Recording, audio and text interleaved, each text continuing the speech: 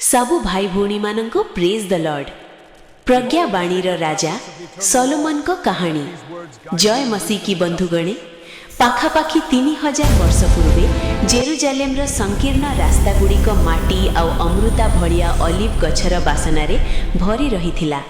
सेही समय रे डेविड को पुआ सलोमन को जन्म हेला। सलोमन को नामर अर्थ हेला शांति।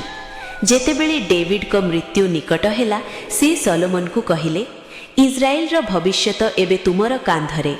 ईश्वरंक प्रति विश्वस्त रह। ईश्वरंक प्रति सलोमन को प्रार्थना। सलोमन मात्र 20 वर्ष बयसरे राजा हेले।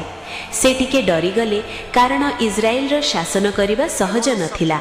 गिबियन ठारे रातिरे ईश्वर तांको स्वप्नरे आसिले आउ कहिले, माग मु तते कोन देबी। सलोमन धन बा आयु मागिले नाही। से विनम्र भावरे कहिले, हे प्रभु, मु तो गोटे छोट पुआ भलिया, मो पाखरे अनुभव नाही। मते गोटे बुझिबार हृदय दिय, जेमिति कि मु भल आउ मंद भितरे पार्थक्य जानी पारिबी। ईश्वर एही प्रार्थना रे खुशी हेले।